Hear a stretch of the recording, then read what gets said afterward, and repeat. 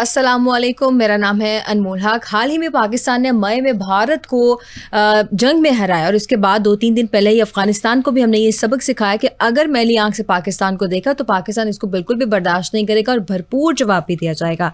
इस सारी सिचुएशन के बाद पाकिस्तान का स्टांस क्या होगा, मज़ीद किस तरह से हम लोग पाकिस्तान को डिफेंड करेंगे और इलाकाई सूरत हाल क्या होगी और क्या क्या हो सकता है, इस सारी सिचुएशन पर बात करने के लिए हमारे साथ हमारे रिस्पेक्टेबल गेस्ट स्टूडियोज़ में मौजूद हैं। एक खालिद चिश्ती साहब, बहुत शुक्रिया सर आपका वक्त देने के लिए।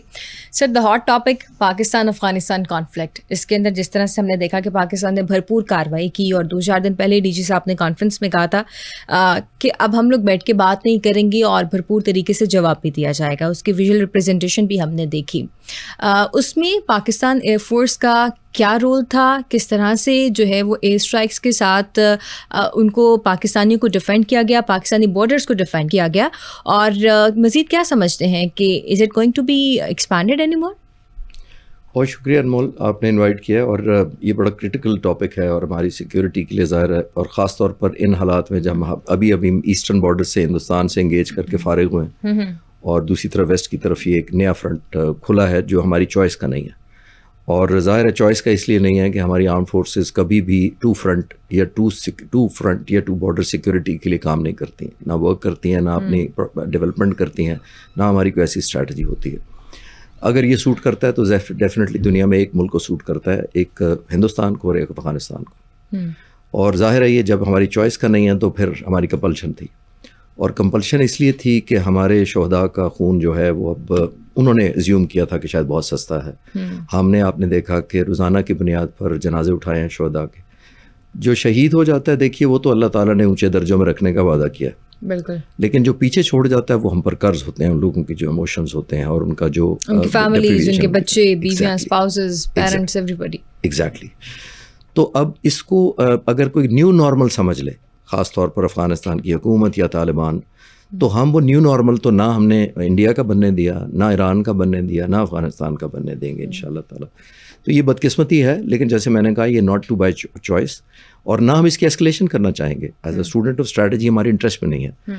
आप इंटरनेशनल मीडिया उठाकर देख लें और ख़ास तौर पर हिंदुस्तानी, तो वो बहुत सेलिब्रेट कर रहे हैं इस ओकेजन को कि ये अच्छा हुआ कि जो हम नहीं कर सके वो बैकयार्ड में उन्होंने एग्जैक्टली वो एक बैकयार्ड पर उन्होंने एक दरवाज़ा खोला है। और जाहिर है हिंदुस्तान की बहुत सपोर्ट है, सबसे ज़्यादा फाइनेंशियल सपोर्ट है, देयर इंडियन प्रॉक्सीज। एग्जैक्टली। तो वो कंटिन्यूएशन चाहेंगे कि इसकी हो, जबकि हमारी नेशनल इंटरेस्ट में as a student of strategy air power या स्टूडेंट्स ऑफ मिलिट्री हिस्ट्री में कहूँगा कि हमारी फेवर में नहीं है कि हम टू प्रॉन्ग लड़ें। इसके लिए आने वाले वक्तों में हमने बुनियादी तौर पर, आखिरी पॉइंट मेरा इसके ऊपर यह है, हमने कॉस्ट उनको इम्पोज करनी थी। जैसे हमने हिंदुस्तान को एक प्रोबेटिव कॉस्ट इम्पोज की कि उसको पता होना चाहिए कि अगर आप हम पर हमलावर होंगे 6 और 7 मई की जो उन्होंने किया, आपको एक कीमत देनी पड़ेगी, और कीमत उन्होंने 7 जहाज़ों की शक्ल में दी बाद में। हमने यही अफ़गानिस्तान को और उनके जो ऑब्वियसली फाइनेंशियल बैकर्स हैं उनको बताया है कि अगर आप हमें ये इन्फिल्ट्रेट करेंगे, हमसे शोहदा की लेंगे, तो हम उनकी कीमत आपसे भी चुकवाएंगे। ये बुनियादी तौर पर था। सर, पाकिस्तान एयरफोर्स का क्या रोल रहा है इस कॉन्फ्लिक्ट के अंदर? देखिए, पाकिस्तान एयरफोर्स एक एलिमेंट है, an instrument of war planning या वॉर स्ट्रैटेजी का एक हिस्सा है। जैसे आर्मी होती है, नेवी है, एयरफोर्स है। हम स्टैंड लोन नहीं करते कि हमारा कोई ना क्रेडिट के सेंस में लेते हैं, ना आइडेंटिफिकेशन के सेंस में हम लेते हैं। उसकी बुनियादी वजह यह है कि हमने फोर्सेस जब एक मिशन प्लान करती हैं तो हम अपना एक इफ़ेक्ट क्रिएट करना चाहते हैं। इफ़ेक्ट से मतलब है डिटरेंस क्रिएट करना जंग से पहले। जब जंग शुरू हो गई तो आपने इतना नॉकआउट करना है और इतनी ज़्यादा पनिशमेंट देनी है दुश्मन को, और इतने ज़्यादा इनहेलेट करना है या इतना डैमेज करना है कि वो उठ ना सके। तो ये स्टैंड लोन पीएफ नहीं करती। पीएफ जहाज़, फाइटर जहाज़ इस्तेमाल कर सकती है, पीएफ ड्रोन इस्तेमाल करती है, एयरबोर्न सर्वेलेंस यूज़ करती है, जैमर्स यूज़ कर सकती है, अनमैन्ड एरियल व्हीकल यूज़ कर सकती है, सैटेलाइट की सपोर्ट ले सकती है। तो ये सारी मिलकर एक इंटीग्रेटेड सपोर्ट होती है टू द अल्टीमेट कॉज जो लड़ी जा रही होती है ज़मीन पर जंग। तो पीएफ ने अभी भी यही किया और हमेशा यही करती आती है।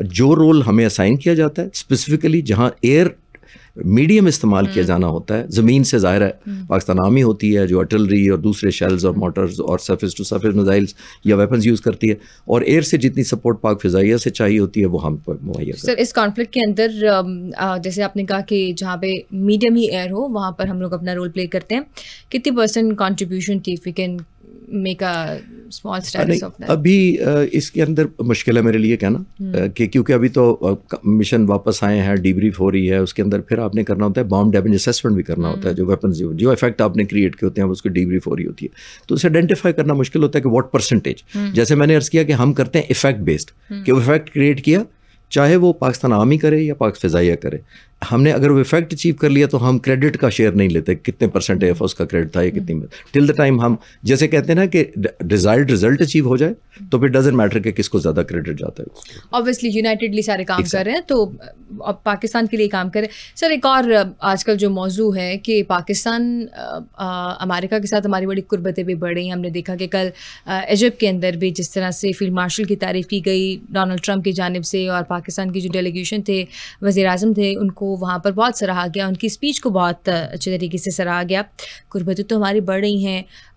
पाकिस्तान के अंदर हम देख रहे हैं कि एक टॉपिक ये भी छिड़ा हुआ है कि हम कोई मिसाइल्स जो हैं वो भी यूएस से ख़रीद रहे हैं, कोई डील चल रही है, कोई प्रोग्राम चल रहा है। What is that?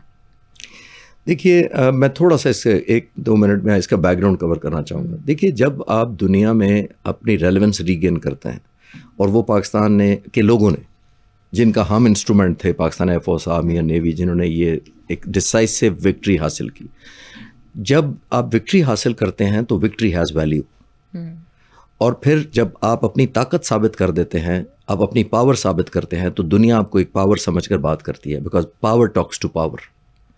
कमज़ोर शख्स से कोई बात नहीं करता। और एक पॉइंट मैं बैकग्राउंड में और बताता चलूँ, सारी मीडिया, सारे एनालिस्ट कहते हैं कि प्रेसिडेंट ट्रंप ने ये जंग बंद कराई, और मैं 5 महीने से इसको नहीं मानता। अच्छा।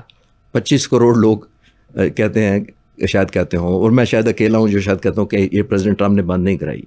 अच्छा। ये देखिए पाकिस्तान के लोगों ने बंद कराई है, हाँ। पाकिस्तान मुसल्लह अफवाज ने बंद कराई है, पाकिस्तान की एयरफोर्स ने बंद कराई है। आप मुझे बता दें एक सवाल के जवाब में कि अगर खुदा न खास्ता हिंदुस्तान हम पर हावी होता तो हमारी मदद को कोई आता दुनिया से? और अगर जवाब नहीं है कि किसी ने हमारी मदद नहीं करनी थी, अगर हिंदुस्तान हम पर हावी होता तो फिर हमने बंद कराई है, क्योंकि हमने अपनी पोजीशन अपनी साबित कर दी, एक प्रोहिबिटिव कॉस्ट हिंदुस्तान पर इम्पोज कर दी, ऐसा सबक सिखाया कि दुनिया आपको मजबूर हो गई एक पावर और एक ताकत समझने पर। जब आप एस्टेब्लिश कर लेते हैं कि आप रेलिवेंट है, जो कि हिंदुस्तान चाहता था कि हम रेलिवेंट हो जाए, और जब रेलिवेंट हो गए तो अब दुनिया आपको इंगेज करना चाहती है। मैं जानता हूँ, मैं पाक फिज़ाइया के साथ इन टच बाद में भी हुआ, पहले भी था, अब अल्हम्दुलिल्लाह अब बहुत सारी दुनिया डेस्परेट, कीन, शौक रखती है हमसे मिलने का। पूरी रेप्यूट हमारी चेंज हो गई है। एग्जैक्टली।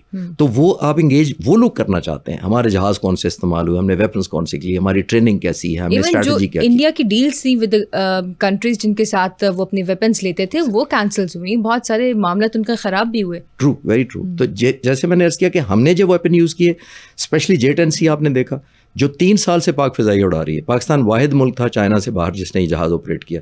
आज तक इसने कोई वेपन लॉन्च ही नहीं किया था ट्रायल के अलावा इस जहाज़ ने। हमने इस्टेब्लिश किया कि ये जहाज़ कारआमद है, हमने साबित किया कि ये सिर्फ जहाज़ नहीं होता, पीछे मशीन भी होती, मशीन के पीछे एक इंसान भी होता है जो करता है। अच्छा, और इसी वार में हमने ये प्रूव की सारी चीज़ें। जी, J-10C हमने पाक फिज़ाइया के पिछले तकरीबन 4 सालों में 19 न्यू इंडक्शन की है, जिसमें J-10C एक है, जिसके अंदर साइबर कमांड फोर्स एक है, जिसके अंदर HQ-9B surface to air missile एक है, और मैं नाम लेता जाऊँगा।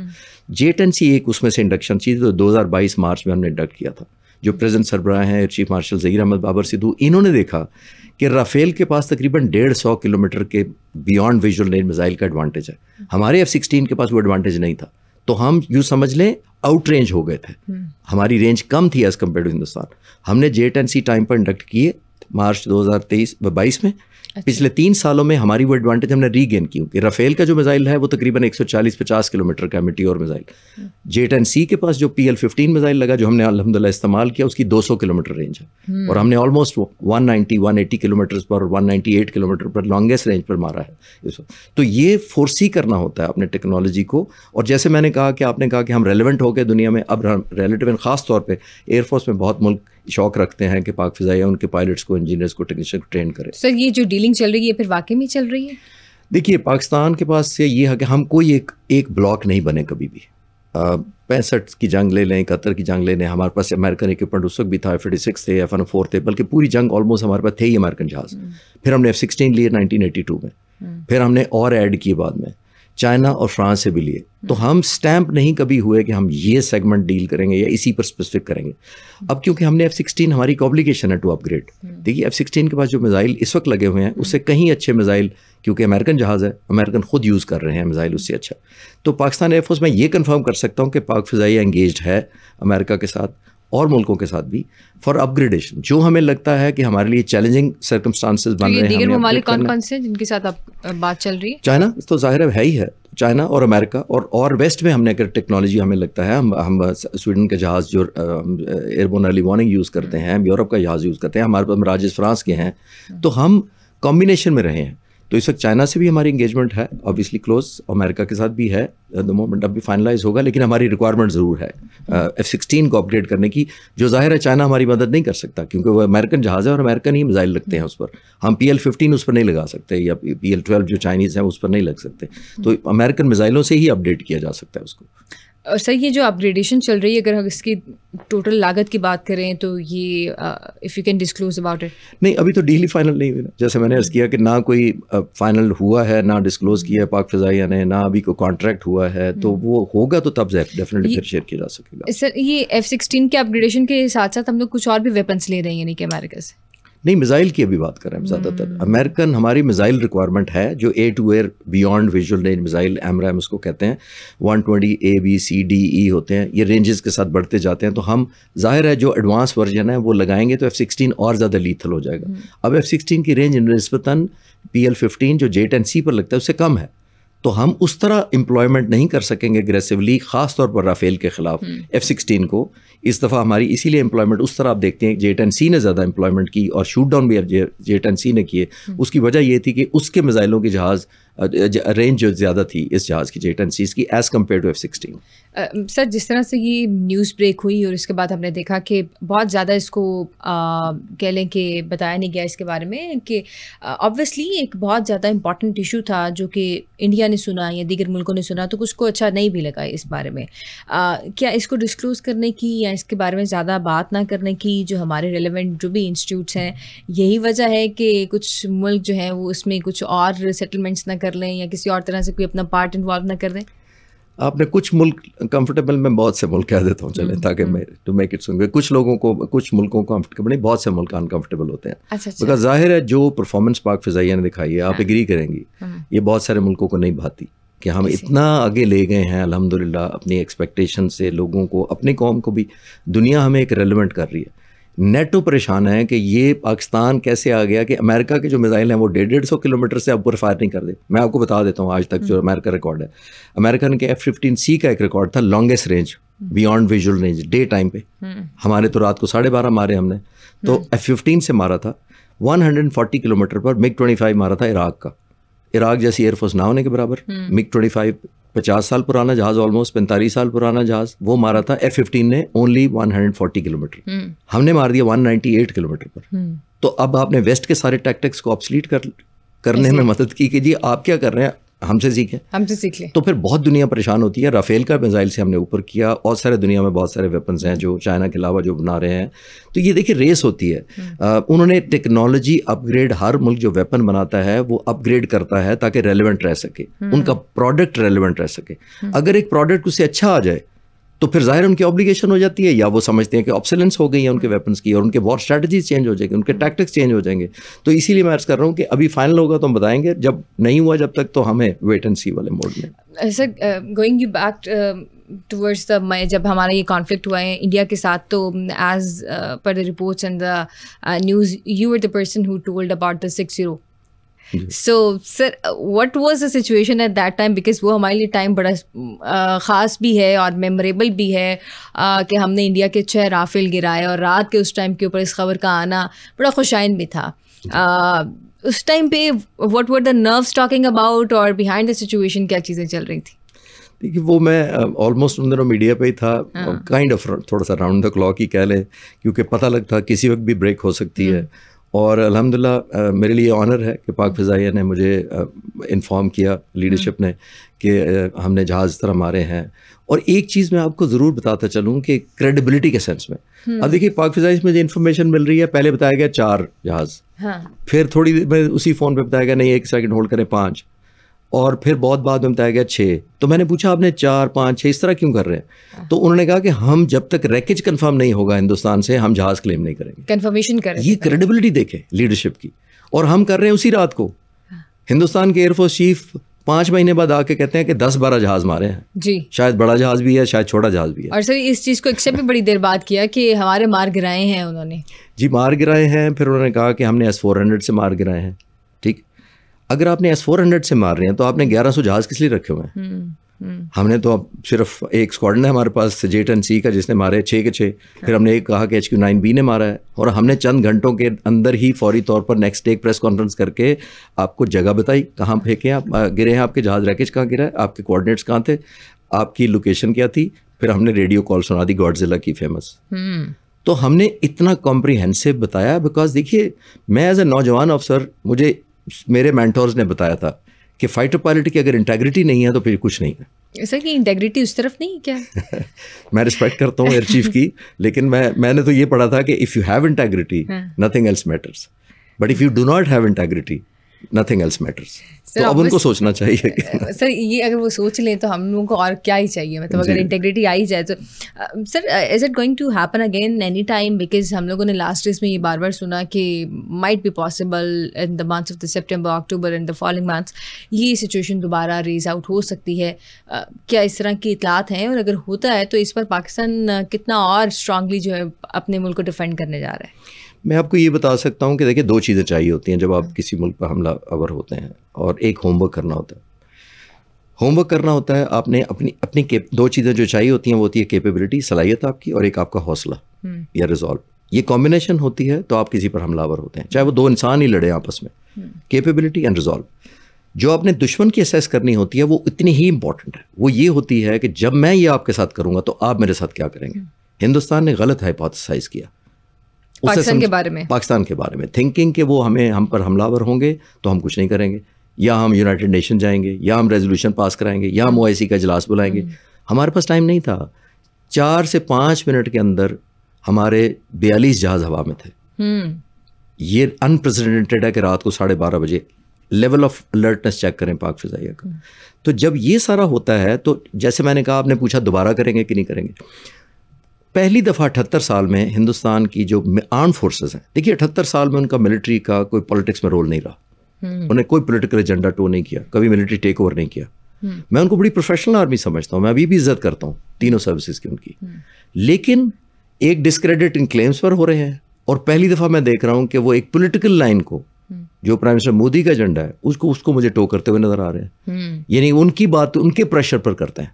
मुझे तो उन पर यह हमदर्दी होती है कि एज एन एयरफोर्स चीफ जो अपने यूनिट में जाते होंगे, अपने यूनिट्स को, स्क्वाड्रन्स को, एयर डिफेंस को विजिट करते होंगे, तो उनको तो पता होगा कि हमने नहीं मारे, और हमारा एयरफोर्स चीफ जाके हर 15 दिन बाद 20 दिन बाद मीडिया पे कहीं कह देता है। 9 अगस्त को उन्होंने तकरीर की थी। सर हमारे सिर्फ एयर चीफ नहीं कहते, डोनाल्ड ट्रंप ने भी कह दिया अब तो कई बार कह दिया अब तो। लेकिन आपने क्योंकि हंस के कहा तो मैं आपको हंस के एक और जवाब देता हूँ, लाइटर नोट पे देता हूँ। मैं उस वक्त का इंतजार कर रहा हूँ। इंडियंस कहते हैं ना कि प्रेसिडेंट ट्रंप जो हमारी बात नहीं कर रहे, वो तो वैसे ही कहते हैं 7 जहाज मारे, और वो कहते हैं कीमती जहाज थे, और कीमत भी बता दी 120 मिलियन।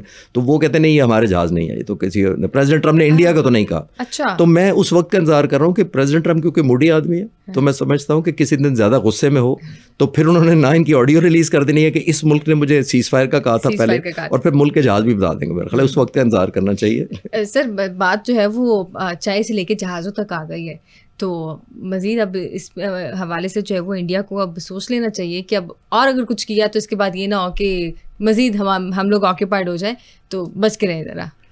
देखिए ये ऑनगोइंग आपको ट्रेनिंग कंटिन्यूस रखनी पड़ती है, ये आसान नहीं होता। वेपन ख़रीदना एक और चीज़ है। ये माइक लगे हुए, लाइटें मुझे दे दें, अगर मुझे समझ नहीं है इनको ऑपरेट कैसे करना है, इनको इंटीग्रेट कैसे करना है कि लोगों तक मेरी ये पिक्चर जाए, मेरी बातें जाए, तो यूज़लेस है। Training most important. Muhammad Ali boxer की मुझे कोटेशन याद आ रही है, वो मेरे फेवरेट हीरो थे, और उन्होंने कहा था कि मैं समझता था वो 6 फुट 3 इंच का आदमी है, 225 पाउंड वजन है उसका, उसके मसल इतने स्ट्रांग है, मुक्का मारता है, गिरा देता है, इसमें बड़ी बात क्या है। फिर जब मैंने उनके इंटरव्यू सुना तो मैं हैरान हुआ। उन्होंने कहा था, अंग्रेजी में कहा था, मैं उर्दू में कहता हूँ, उन्होंने कहा था मुझे ट्रेनिंग के हर सेकंड से नफरत थी।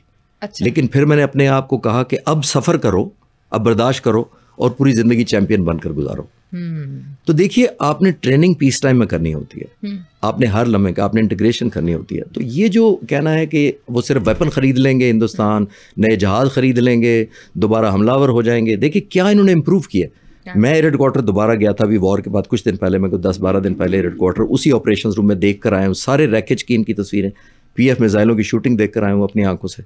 और देखिए पाक फिजाइया के जो तमाम ऑपरेटर्स हैं और एयर डिफेंस कंट्रोलर, खास तौर साइबर कमांड, मैं वहाँ गया तो उनके जिन्होंने जैम किया था सारा इनका नेटवर्क, मैंने जब उनसे पिछली जंग का पूछा तो उन्होंने 2-3 सवालों के बाद कहा, सर आप अभी पिछली जंग की बातें कर रहे हैं, मीडिया भी पिछली जंग की बातें कर रहे हैं, हम तो अगली जंग की तैयारी कर रहे हैं। अच्छा, दिस इज द स्टेटस, क्योंकि ऑनगोइंग होता है, ये नहीं होता कि आपने पीछे कर लिया था कमाल जनाब उस पर क्लैपिंग कर रहे हैं, उसको भूल जाए। वो कहते हैं हम तो अगली की प्लानिंग कर रहे हैं, क्योंकि ये तो सरप्राइज हमने दे दिया है, अब नए सरप्राइज क्या लाने, हम तो उनकी बातें कर रहे हैं। Surprise for the India. Exactly.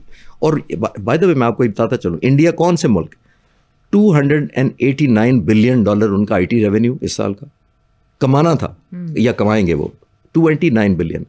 56% of the world जो ग्लोबल आउटसोर्सिंग होती है IT की, वो हिंदुस्तान के पास है। ये वो IT का मुल्क है जिसको साइबर कमांड में हमने ये सरप्राइज दिया।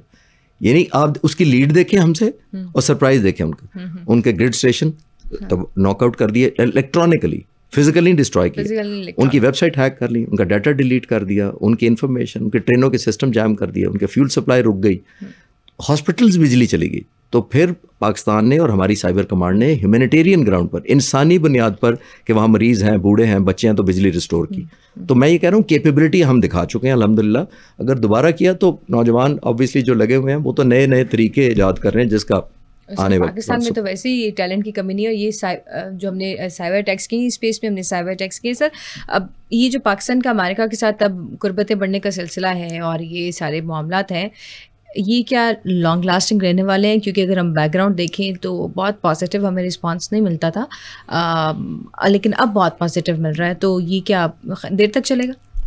देखिए, मैं दुआ गो हूँ कि देर तक चले, लेकिन अगर आप मुझे कहेंगे या स्टूडेंट ऑफ हिस्ट्री या स्ट्रैटेजी या एयर पावर, जब मैं लुक बैक करता हूँ तो अमेरिका का ट्रैक रिकॉर्ड हमारे से इतना मुकाबले वहाँ की अब जो वहाँ पे डोनाल्ड ट्रंप है, इज़ अ मूडी मैन, लेकिन जब से वो आए हैं he is in taking the Pakistan in good words.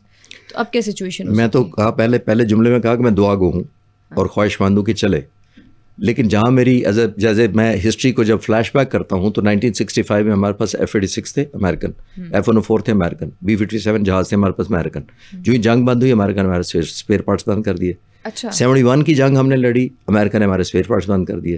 Quick fast forward आए 1979 पे, सोवियत यूनियन ने कब्जा कर लिया अफगानिस्तान पर, वो एक सुपर पावर था, समझे, एक और अमेरिका हमारे बॉर्डर पर बैठ गया। हमने अमेरिका का साथ दिया, मुजाहिदीन को हेल्प किया उनको निकालने के लिए। अमेरिका ने हमें F-16 पहली दफ़ा दिए 1982 में, 40 जहाज़ दिए। जब जहाज़ दे दिए हम लड़ते रहे जंग 9 साल 8 साल तकरीबन, और हर साल उस वक्त हमारा न्यूक्लियर प्रोग्राम चल रहा था, बाय द वे हम न्यूक्लियर प्रोग्राम पर काम कर रहे थे। हर साल अमेरिकन प्रेसिडेंट एक वेवर देते रहे कि क्योंकि ये सप्लाई मिलिट्री हार्डवेयर उस मुल्क को हो सकती थी जिसके पास न्यूक्लियर प्रोग्राम ना हो। अमेरिकन प्रेसिडेंट हमें रिलैक्सेशन देते रहे, वेवर देते रहे कि नहीं इस मुल्क के पास न्यूक्लियर प्रोग्राम कोई नहीं है। इधर 89 में सोवियत यूनियन गया, वो बाद में डिसइंटीग्रेट हो गया। अगले साल अमेरिकन प्रेसिडेंट ने साइन नहीं किए और कहा कि नहीं, ये क्योंकि मुल्क न्यूक्लियर में है तो हमारे F-16 के स्पेयर पार्ट्स बंद कर दिए थे उन्होंने। हमारी $650 मिलियन पेमेंट हुई थी नए F-16 के लिए, वो रोक ली गई और बदले में हमें कहा गया कि इसके बदले में गंदम ले ले। तो आप खुद अंदाजा लगाएं, ना जहाज मिले ना पैसे मिल रहे हैं, गंदम ऑफर हो रही है। ये रिकॉर्ड है, ये हिस्ट्री है, हमें बच्चों को, नई नस्ल को बताना चाहिए। तो Pakistan America relations, JF-17 thunder क्यों बना था? 89-90 में ये हुआ। 5 साल बाद पाकिस्तान की फ़िज़ाइया ने सोचा कि हम एक नया अपना खुद जहाज़ बनाते हैं जब किसी पर डिपेंडेंसी ना हो। देखिए, दुनिया में 192 मुल्कों में सब वाहिद मुल्क पाकिस्तान है जो अपना जहाज़ बनाता है। दुनिया में कोई एयरफोर्स नहीं बनाती, कंपनियां बनाती हैं जहाज़। तो वाहिद एयरफोर्स है जिसने अपना जहाज़ बनाया, इस मजबूरी के तहत कि हमें कल को स्पेयर पार्ट्स ना बंद कर लें। और क्विकली मैं आपको कंपैरिजन करता चलूँ इंडिया के तेजस जहाज़ के साथ। इंडिया ने 1985 में कंसीव किया कि उन्होंने जहाज़ बनाना है, हमने 1995 में किया कंसीव। अच्छा, 40 साल में हिंदुस्तान के पास 40 जहाज़ हैं और इस जंग में उन्होंने हिस्सा नहीं लिया। हमारे पास अल्हम्दुलिल्लाह 1995 से 2025 तक 35 साल के अंदर 40 के अगेंस्ट हमारे पास 200 जहाज़ हैं अल्हम्दुलिल्लाह, JF-17 जो उड़ रहे, जंग में उड़े भी और आज भी उड़ रहे हैं। तो उन्होंने 40 जहाज़ों को श्रीलंका के बॉर्डर के पास डिप्लॉय कर दिया इस वॉर में। कि वो इस काबिल ही नहीं है कि जंग में हिस्सा लें, और हमारे F-17 थंडर थ्रू आउट हिस्सा ले रहे थे जंग के अंदर। तो ये हमारे वो F-16 का बैकग्राउंड है, ये अमेरिकन सेक्शंस का बैकग्राउंड मैंने अर्ज किया कि हमने जो अब जहाज़ बनाया वो सैंक्शन से ही तंग आकर कह लें या इस खौफ से कि कल को हमारे स्पेयर पार्ट्स ना बंद कर दें, हमने बनाया था। क्योंकि F-16 हमें उड़ाना बहुत मुश्किल हो गया था 1989 ऑनवर्ड्स, क्योंकि हमारे स्पेयर पार्ट्स बंद कर दिए थे अमेरिका ने। हैविंग सेड दैट, मैं बहुत खुश हूँ कि जहाज़ आएँ, डील हो, नए वेपन्स आए, अमेरिका हमारा दोस्त रहे, क्योंकि वो सोल सुपर पावर है। मैं उसको नेगेटिव नहीं देख रहा, लेकिन हम दुआगो हैं, दुआगो एब्सोल्युटली यकीनी तौर पे होना भी चाहिए। बहुत इंपॉर्टेंट पॉइंट्स हमने डिस्कस किए, बहुत शुक्रिया आपका वक्त देने के लिए। और पाकिस्तानी फ़ौज ये पैगाम देती है और करके भी दिखाती है कि अगर पाकिस्तान को किसी भी तरीके से नुकसान पहुँचाने की कोशिश की किसी भी स्टेट ने तो उसका भरपूर जवाब दिया जाएगा। फिल वक्त के लिए इतना ही।